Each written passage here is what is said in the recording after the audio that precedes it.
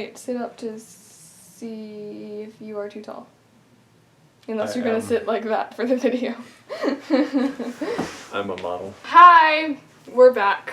Sorry it's been literally a month since the last Kyle story video. Because I kind of made that as like a joke because people in my Discord killed Kyle, and so I made a story about it, and then Ethan and I decided we were going to continue that story, but I didn't for a month. Oops! But here we are. Is that what we're filming right now? Yes. Oh, okay. Which one did you think we were filming? The Sons of Death one. Ow! Do not harm yourself. No, you.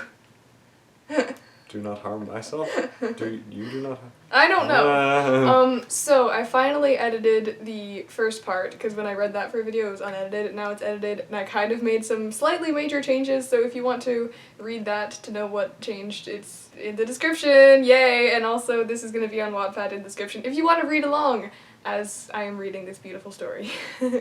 Also, if you want to read my stories that I haven't made videos about, ooh. Yeah, he has stories about his D&D characters. I see a little rubber band of a thing. Ethan, in the first video, he didn't have a clue what was going to happen, but this one, he, like, knows the story because we planned it out together, but he hasn't actually heard, like, what I've actually written, because I was writing this very late at night last night, so he hasn't heard, like, what I actually wrote. I hope it's good. I was kind of delirious when I wrote it. Hopefully it's not trash, but, you know. I'm gonna shoot myself in the eye by accident. Hey, we just said no you can't harm yourself. Oh, darn it. There goes my daily activities. Who can guess who I look like right now? Not you. Waldo. It's hot in here. I hate it. You look like Waldo. You're Waldo. I am vertical green stripes. I'm not Waldo. We're Christmas. You have vertical green, I have horizontal red. Because horizontal and vertical totally is Christmas. Shush. Hey, that makes plaid. Plaid is not Christmassy at all. Plaid is lumberjacks. That's the only possible use case of plaid. Don't judge me. Don't say I'm Waldo. No, do not harm! Do not harm! Someone's gonna die by the end of this video. Chekhov's razor. Raisin. Rubber. I'm so tired. Oh my gosh. Where we left off, Kyle got freaking murdered. And nobody cared. Yeah, basically. Ahem! I was feeling really awkward when reading this. I don't know why. So just ignore me. But don't, because you need to hear the story, so you can't ignore me. This is gonna be bad. Please stop. Wow, that was so bad. Landed on your phone. Such pain. It hurt. Oh. Oh, I know how to levitate above my feet, and ever since the 7th grade I learned to fire breathe, and though I feed on things of hell, you can learn to levitate with a little help. No, you can't. That one hurt. I'm hungry. Be fed by the word of God. Okay. We're doing it. Ready? Ready? We're doing it. Okay. Darkness enveloped Kyle as he drifted farther and farther into nothingness. His weightless limbs floated slightly above him as sun unseen. I already can't talk. His weightless limbs floated slightly above him. I'm illustrating. That's not what it means. Whoa, my arms are floating away. Look at them. I knew you were gonna do something stupid when I said that, but I still didn't change it, so I guess it's my fault. As some unseen force gently pulled him down, it was almost like he was underwater. Even if he felt less pleasantly sleepy, opening his eyes wouldn't have made a difference. Though there was no light to be seen, a comforting warmth surrounded Kyle's body. The air was too thick for him to breathe, but that didn't seem to matter. It was like time itself had frozen to give Kyle's lungs, heart, and mind a chance to rest. A sharp tug on the small of his back sent ripples coursing through Kyle's nervous system. His fingers twitched. I'm sorry. Really ruining the mood here, aren't you? Yes.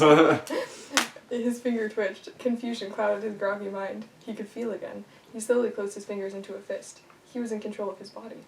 He opened his eyes and blinked away the lingering weariness. Pitch blackness surrounded him. A prick of fear pierced Kyle's warm, unconscious bliss. Disorientation overwhelmed him as he snapped his head in every direction, searching for something familiar. A wave of panic surged through his body as he tried to sit up. Something was slowly pulling him deeper and deeper into the black abyss, and Kyle couldn't escape it. His torso remained rigid as his limbs struggled to set him free. He opened his mouth to scream, but the thick, opaque air seemed to rush down his throat and extinguish any sound he made. The pull on Kyle's back grew stronger as his body silently thrashed. The peaceful drift into nothing I'm fine. The peaceful drift into nothingness had morphed into a terrifying freefall, and with a final rough jerk, the pull was gone. As if he had been yanked over the edge of a cliff, Kyle began twisting and somersaulting in the air as he fell. He was in control of his whole body now, but he was powerless to slow his descent. His formerly stagnant heartbeat pounded in his ears as adrenaline rushed through his veins. The lungs that were once content to remain peacefully still now screamed for air. Kyle gasped for breath as sharp pains pierced his chest. He clawed at his throat in desperation as the air refused to fill his lungs. Tears streaked across Kyle's cheeks as he squeezed his eyes shut. A blinding light flashed against the back of his eyelids, followed by millions of images in rapid succession. I have transcended! His first day of training with the Horde, hiding on the roof from the other kids, the moon shining through the small window in his bedroom. Kyle watched in horror as his entire life played before his eyes in a matter of seconds. He saw himself on the battlefield in front of the castle of Bright Moon, with a malicious smile captured through the knife. As it hit, fiery pain flared up in Kyle's chest as if he were reliving his own death. He tensed as a ripple of light flashed across his vision. The image of an unfamiliar symbol drawn by a twinkling purple arm disappeared so quickly that Kyle couldn't be sure it even happened. A new scene materialized around him. He was falling towards a rocky terrain decorated with rivers of lava. Kyle braced himself for impact, but his breath was violently knocked out of him as his back slammed into the ground. The pain in his chest seemed to quadruple, but Kyle's desperate gasps for air were futile. His eyes darted to the right as a heavily armored woman on a horse charged past him. Close behind her was something more terrifying than anything Kyle had ever seen. It was a giant creature that seemed to be made up of the mountain and lava itself. Letting loose a horrifying roar, it swung a red-hot chain at the woman and struck her so hard that she flew off her horse and landed several feet away in a lifeless heap. As the woman hit the ground, pain raged through Kyle's entire body. Fire ravaged his lung and his chest cried out in agony as if someone had taken the knife in his chest and violently twisted it.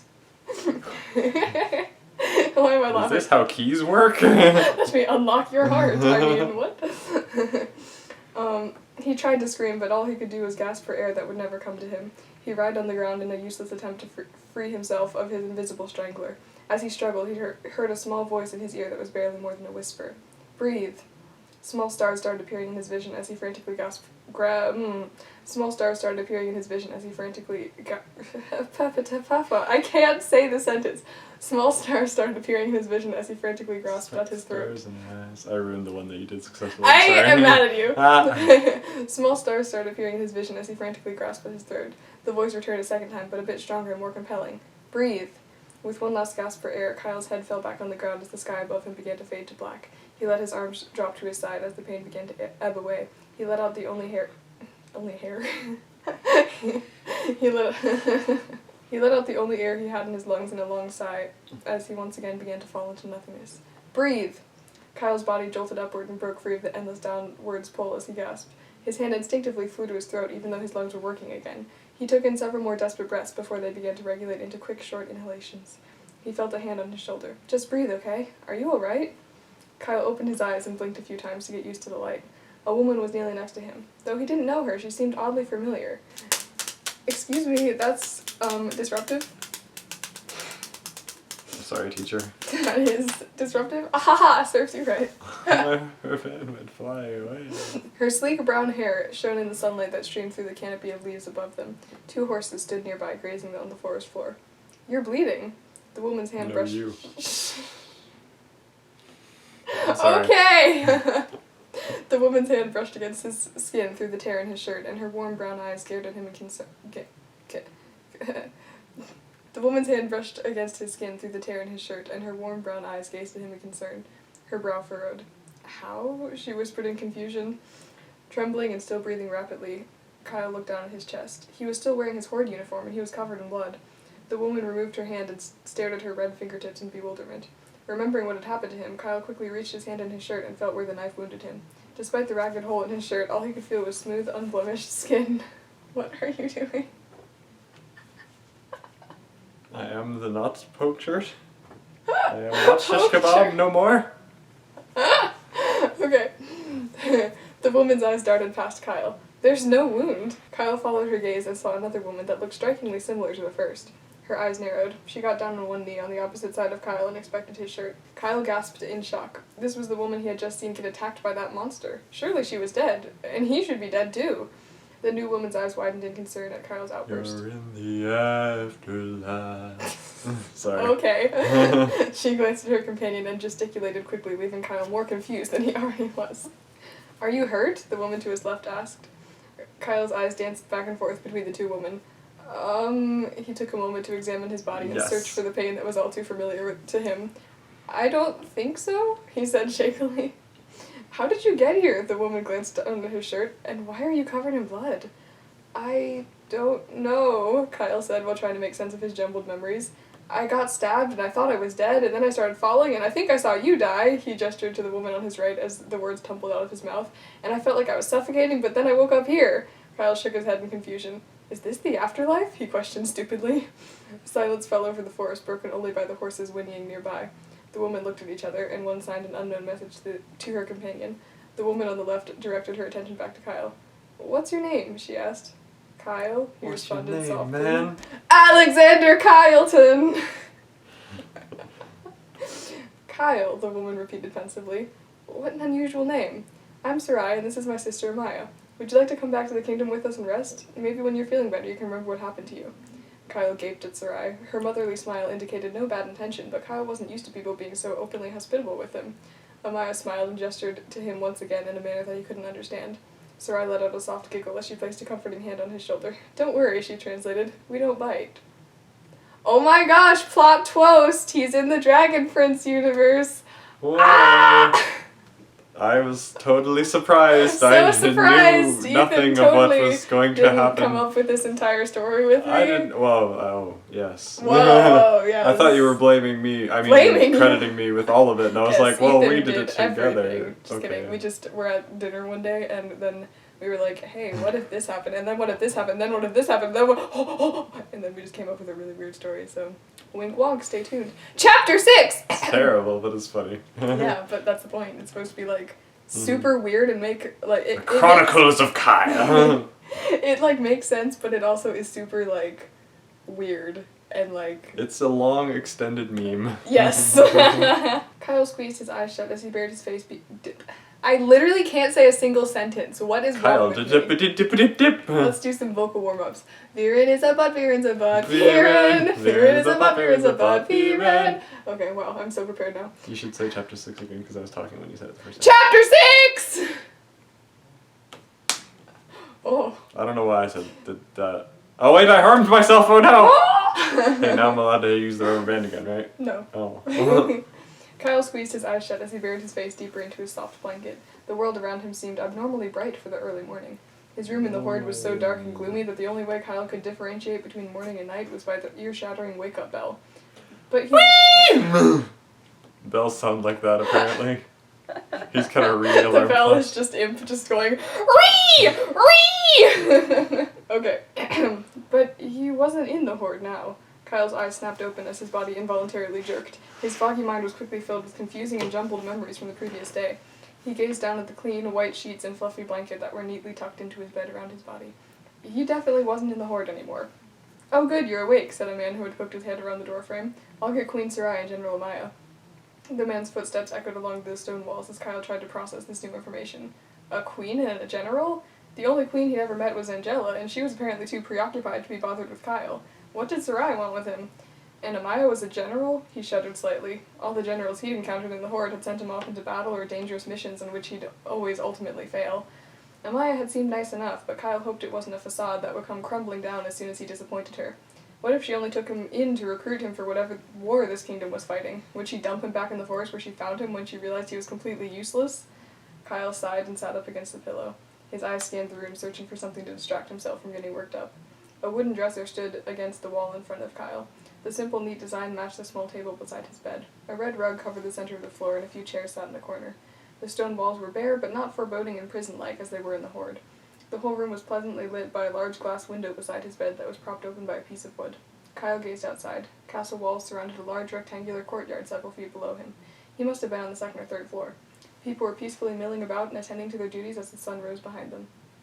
Birds were chirping with more happiness than Kyle ever thought was possible. A cool breeze drifted... Chirp, a chirp. A cool breeze drifted through the window and brushed against his cheek. Kyle smiled as he was met with the scent of flowers and something baking in the distance. He closed his eyes and... Oh, baking.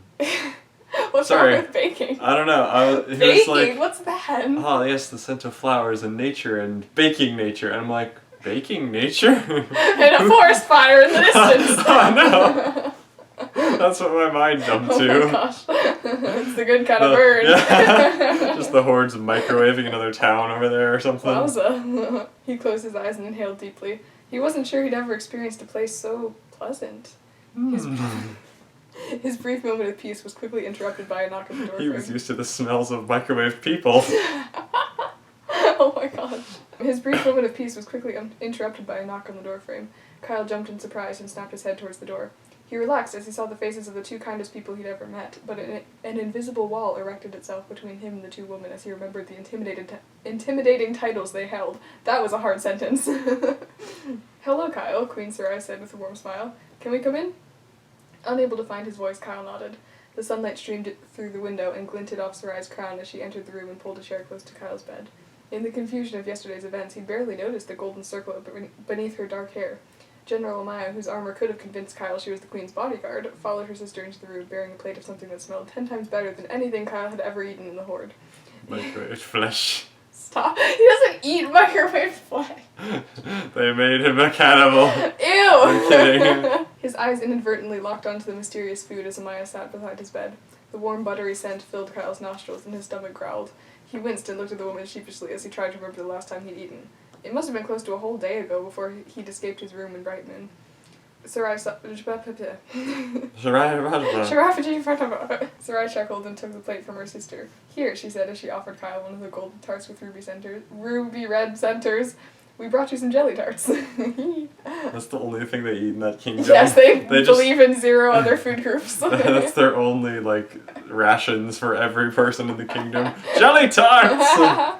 When they got the heart of the thingy, it just, blew, exploded with the jelly tarts jelly for tart all. trees.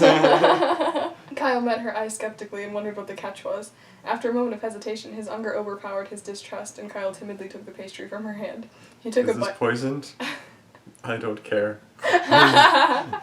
He took a bite and his mouth was suddenly filled with the sweet, tangy flavor of the warm jelly as the flaky biscuit-like crust melted in his mouth.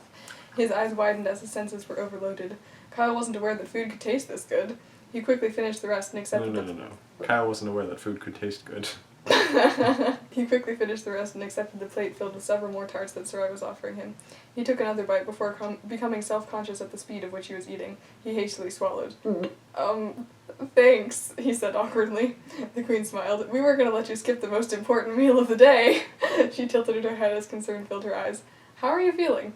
His chest felt so normal, it was hard for Kyle to believe that less than a day ago he'd been stabbed with a knife and killed. Well, he thought he'd been killed, but if he was dead, it felt remarkably similar to being alive. Almost as though he's not! He set his plate on the table beside his bed and tried to regulate his ravenous eating. He tentatively pressed his hand to where his wound should have been. Nothing. I feel fine, Kyle stated as confusion clouded his mind. I remember someone threw a knife at me and I could feel it, but now it's gone. The women glanced at each other in shock, and Amaya signed something to her sister. The Queen seemed lost for words for a moment before she spoke. Who threw a knife at you? Her voice was sharp with worry.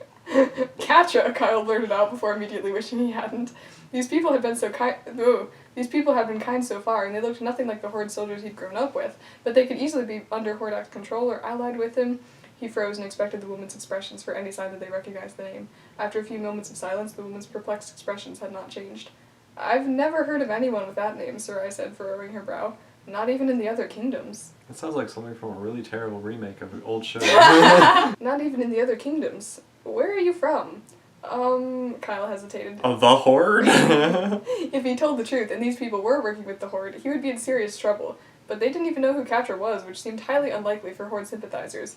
Could they be playing dumb? Kyle's brain was jumping in a million different directions, trying to come up with a feasible lie. An uncomfortable silence was weighing on him as he scrambled to decide what to say. He felt like the woman's eyes were burning into his soul and uncovering the truth. I'm from the Horde, Kyle said, wincing as his mouth spoke without his brain's permission.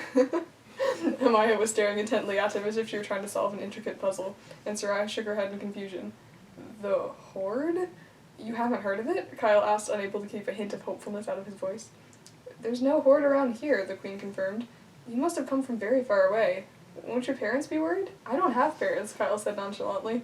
An expression of confusion blended with compassion appeared on both of I his appeared faces. from nothing, because a knife went into my heart. Kyle jolted and a tingling of embarrassment crawled up his spine. He looked away awkwardly as he tried to think of something to say to clear up the situation. Everything he said seemed to make Sarai and Amaya more confused and concerned. With a sigh, he decided the only way to make sense of the situation was to tell them everything. He lifted his gaze from the ground and started from the beginning. I used to work for Well, you see. a guy with a really long neck. Your small neck is pathetic. Everyone blamed me for things every single day. Chapter 7. Review. Kyle gazed his surroundings as a small smile crept onto his face. He was finally getting used to the peaceful atmosphere of Katalis. The sun... Don't judge me! The sun hardly ceased to shine. So far there had been no terrifying battles, and he even got his own room. Glancing up to the window across the courtyard, Kyle remembered waking up there for the first time and feeling utterly disoriented in such a calm environment. But now the life that Kyle could have only dreamt of a week ago was becoming a reality. He felt safe here. Sarai and Amaya were in fact not associated... Sarai and Amaya were in fact not associated with the Horde. Actually, no one even seemed to know what the Horde was, or the Princess Alliance, or Shira, or even Etheria itself. Kyle had spent countless hours telling and retelling his story to Amaya, Sarai, the High Mage, and even the King, but no one could seem to make any sense of it. As far as Kyle knew, the Horde didn't exist here, and that was perfectly fine with him. Oh, he did go to the afterlife. Oh. It's like heaven for him. He deserved it. Not for long. I mean... Someday he'll have his happy ending. Someday. Until he gets chained in a basement for weeks at a time. He absent-mindedly swung his legs back and forth under the wooden bench he was sitting on as the sounds of children playing filled his ears.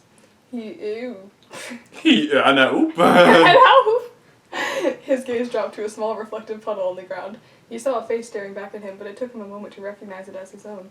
He looked and felt more... Am I me? Who be this reflection? You're the He worst. knows what I do. He looked and felt more well-rested than he ever had in his life. He didn't have bags under his eyes. Shush! I was about to say the purple stress-induced bags under his eyes were almost completely gone, and there was a certain liveliness in his eyes that Kyle couldn't remember ever seeing before. He's alive. Alive! I forgot how to speak. Me, all of the time. Despite how glad he was to be here, he couldn't help but wonder how it had happened. One moment he was dying on the battlefield, and the next he was waking up in Katalis. The only event bridging the gap was Kyle falling through an endless void and seeing cryptic visions. He winced as he remembered Amaya being violently thrown to the ground by a fiery beast. He tried to decipher this odd memory with Amaya and several others, but it baffled them as much as everything else he had told them. No one could come up with any plausible ideas for what had happened, so they eventually dropped it. But the memory still made Kyle uneasy.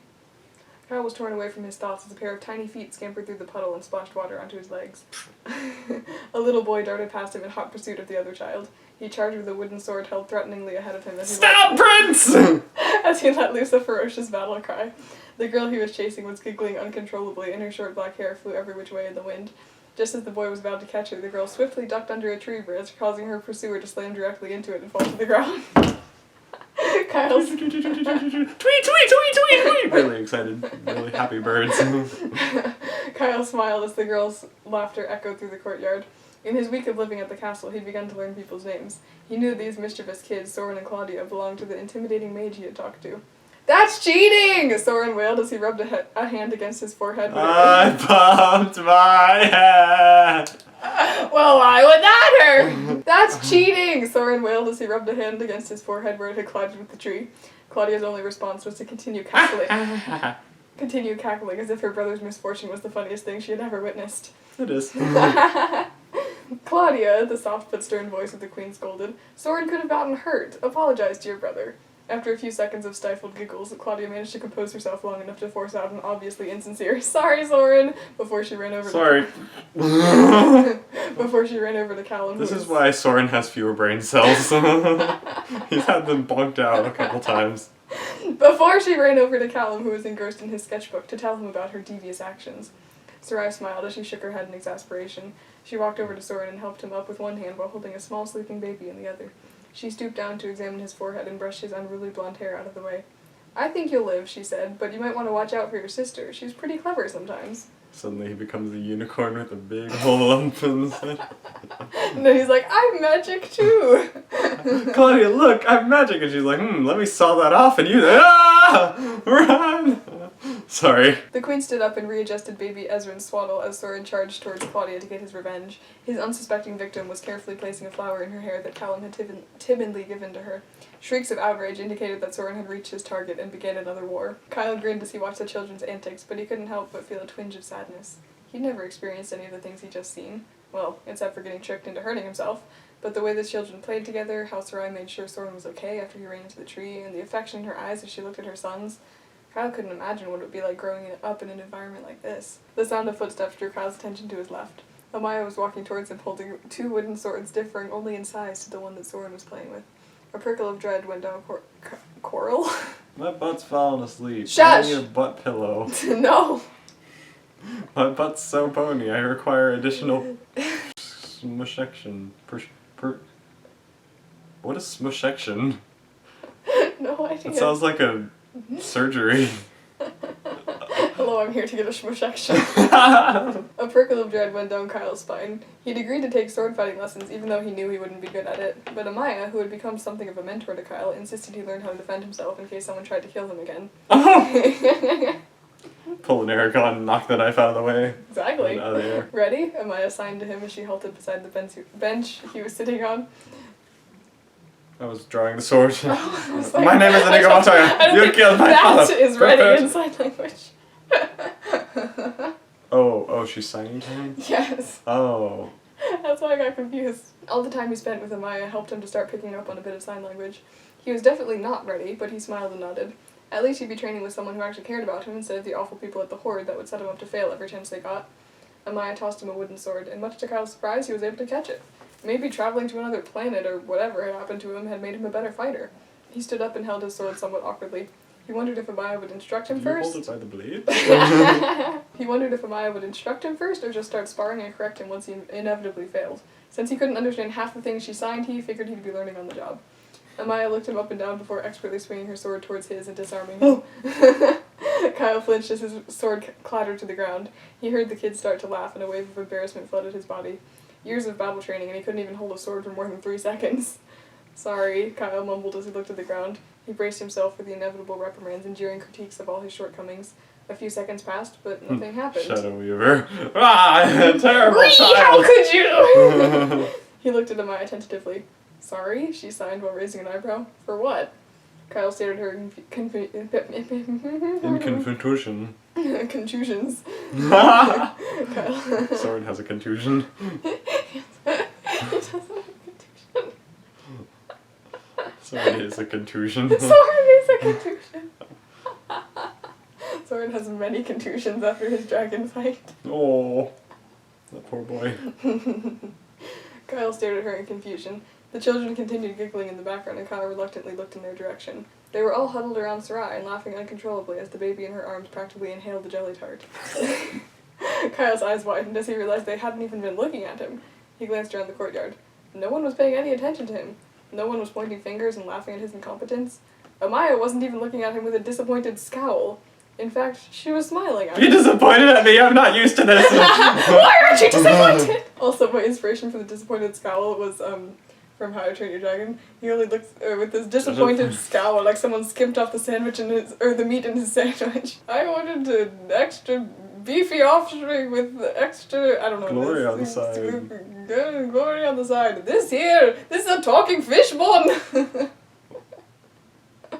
That was quite possibly the worst butchering of that quote. I don't know what the quote is. She picked up his sword and put it back in his hand. She adjusted his stance and showed him how to get a better grip on the sword before raising her own again. Kyle smiled.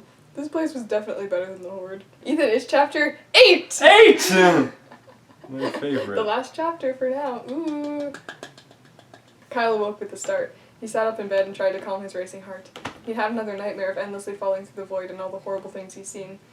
When he first arrived at Katalas, he'd have these dreams once in a while, but they'd become much more frequent over the past month, and now Kyle had to watch Amaya die almost every night. He tried to convince him... He's been there a month? Wow. Yeah. Time skip. Time skip! The reason I did that is so that he could understand Amaya better, so there wouldn't always have to be a translator there, because I was like, that's just really annoying to have someone just always there being like, she says this! So I was like, let's give him a little time to like learn a bit of sign language. Yeah. People are probably going to comment now and be like, well, why didn't you just have Gren there? You should have Gren talking to her. Because this is 10 years ago! Gren would have been like 13! He tried to convince himself that it was just a dream, and it would go away in time, but it felt too real. It was always the same scene played over and over again in his head.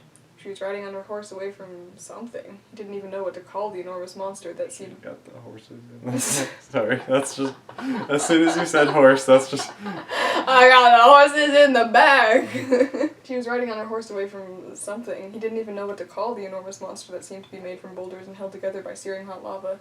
The creature let loose a ground shaking Rock roar. Boy. They call him the thing. Combustion Man! Combustion.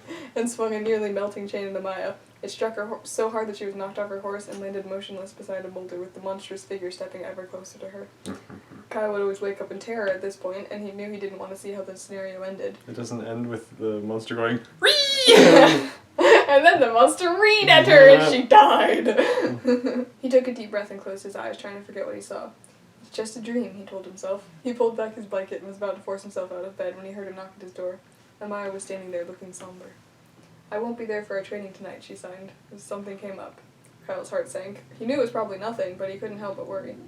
What do you mean? He asked, trying to keep the anxiety out of his voice. A very important mission. What kind of mission? Kyle asked, trying not to be pushy, but desperately wanting confirmation that this quest didn't include anything to do with big scary lava beasts. One that could save thousands of lives. Kyle's heart skipped. Shouldn't it be winter? Hmm? Wasn't it winter when they left? But I also didn't say that it wasn't winter. True. Well, didn't you say there's like birds chirping and everything? Birds can chirp in flowers winter. Blooming and stuff. Birds can chirp in the fall. Birds can't chirp. Yes, it's they contractually not. Flowers can exist in the fall. It's Birds impossible. are able to chirp in the fall. No, they're not. I Okay. did think of that, but Okay, I didn't think it cool, was that cool. big of a deal. Clearly you hate me. What? If a month passed anyway, it's fine. Okay, well then let's continue. Trouble Ow, my knee and my ankle. One that could save thousands of lives. Kyle's heart skipped a beat. This was beginning to sound more and more ominous. Even if this mission saved thousands of lives, what if it took the only one that really mattered to Kyle? Where are you going? When will you be back? The questions began to spill out of Kyle's mouth. I can't tell you everything, Amaya said as she began to turn towards the door. Please tell me it's a mission that doesn't involve giant magma titans, Kyle blurted out. Amaya hesitated. Kyle's eyes widened and fear filled his He veins. knows what the magma titan's called now? No, he doesn't know. He's just describing it in different ways. You mean it does involve a huge monster that could kill you? Panic was finding its way into his voice. Amaya, you can't go! With a sigh, Amaya turned back around to face Kyle. Her determined expression had not wavered. This mission could save our kingdom. They need me. Kyle stood up. But don't you remember what I saw? That was just a dream, Kyle. Amaya's eyes narrowed at his hysteria. It wasn't just a dream. His voice wavered as he spoke. I don't know what it was, but I saw you get hurt. What if you don't come back? What if... Kyle's voice broke as tears welled up in his eyes. He hated how emotional he was, but the thought of losing the only person who'd ever cared about him was too much for him to handle. He'd never really had to worry about losing someone before, and he didn't know how to process it. Other people care about him. Join Sarai cares. I know, she exists too. I know that It's she was fine. there. I was thinking that. I was like, should he mention her too? But then that would just be complicated, because then... Whatever! He could be like, oh well, I at least still got Sarai. Oh wait, she's going too! But then, like, why would he say, oh, it's fine, you can go die, I'll have No, I'm Sarai." kidding. It's just odd for him to say the only person who cares when clearly everyone in Catullus is nicer than She-Ra. Whatever. I It don't can know, I might- always be edited. Yeah, I might edit this more, but I just wanted to get the video. My up. back hurts. Sorry! It's your fault. My back hurts. Amaya's expression softened as she walked into the room. She stopped in front of him. Kyle looked up at her as she smiled sadly. I can't abandon the people who need me because of a dream, she said, but I'll be careful. Not actually said, but I did have to say sad because I was tired of saying signed. Kyle melted into her shoulder as Amaya wrapped her arms around him. He squeezed her tight as he felt a tear roll down his cheek. Maybe it was a good thing he didn't have any family or friends growing up if it hurt this much to lose them. After several seconds, Amaya pulled away and brushed the tears off Kyle's cheeks. I'll come back, she signed. I promise. Kyle nodded slowly. Amaya gave him a reassuring smile, and, okay, apparently this word is pronounced tousled. Who the heck says that, ever? Tussled. I What know. should I say? That's what I thought it was, and I googled it, and it's tousled, and I'm like, bruh. Anyway. Are you sure? Is Google drunk? It might be. His hair. That word done to his hair. Kyle sank back down onto his bed in disbelief as she walked away. She was actually going on a mission that could kill her. Kyle had always admired how noble she was and how she always put the safety of others above his own, but right now he hated that about her. Kyle had described to her what he had witnessed countless times, but she was still determined to go. She hadn't seen it for herself. She hadn't had to watch it over and over every time she slept. He couldn't let her do this, but there was nothing he could do to stop her. He put his head in his hands. Maybe I'm being irrational, Kyle thought to himself. Maybe it really was just a dream. She'll go on her mission, save lots of lives, and come back perfectly fine. As much as he tried to convince himself, the foreboding feeling of danger still remained. Something bad was going to happen tonight, and he had to figure out how to stop it. Dun dun dun! Kyle the hero. I have the power! So that was 4 more chapters of the Chronicles of Kyle. I can tell that you wrote it at like whenever AM. You saying it's horrible? No, I'm just saying that the development went really fast from like, oh, I'm here. Oh, I'm happy. Oh, I'm sad. Yeah, but also that's because I feel like for the purpose of this, I shouldn't make it super long, right? Because... I mean, sure, it's a meme anyway. It's whatever. Literally. I know, but do you think it's bad because I don't know, I think of it's that? good. But you hate it. No, I don't! Yes, you do. Don't hear what I didn't say. But you hate it. Okay. Ethan hates it. What? Okay, you know... Are we gonna keep that in the video? Yes, you hate it. I don't hate it. I don't know what I'm know, doing but either. you don't have to be a great writer to say that you hate someone else's writing. All I am saying is that there could be slightly more stuff in the short chapter. I know, but I inhaled dust. I wanted to continue it because it had been a month and I hadn't continued the story. Well, that's your fault for writing it at 1 a.m. But, A good response. Everything is clear now. I love it now. I liked it before. No, I didn't just write it at 1 a.m. I was working on it all day yesterday, and it took me until 1 a.m. All I heard was not that. No, that's I'm the kidding. only thing I did yesterday. I didn't edit any other videos or anything. That's the only thing I did. So what you're saying is you're behind on your other work. Yes. Ha. Why are you high? I don't know. That doesn't prove your point or anything. What the heck? I'm really tired, okay? Well, I hope you enjoyed that story. Ethan clearly didn't. Are you bananas? I know there could have been more, like, scenes and stuff, but, like, I don't know, I felt like it would get kind of repetitive and just, like, not progress the story very much. I wanted to leave you guys in a cliffhanger without the video being, like, 3 hours long, you know? So, like, there's your cliffhanger. Do with it what you will. And the link to the Wattpad will be in the description if you want to read through this and, like, I don't know what you do on Wattpad. Read it and comment and stuff. I don't know. And if you want to read mine and criticize mine for being inferior as well, because obviously McKay hates mine. What? No, I don't hate yours. I don't know what you're talking about. Yeah, sure. I'll put his in the description too if you feel like reading about Maltheus and Sphera. Ow, my finger's being pinched. Ouch. Sorry. Good for you. And let us know if you like the story, because if you hate it, then that'd be sad. But if you like it, I'll keep making more. So yeah, subscribe and hey, are you harming yourself? That looks pain. I'm not harming myself at all. I'm having so much fun. Okay, not goodbye. harmed. Goodbye. Bye.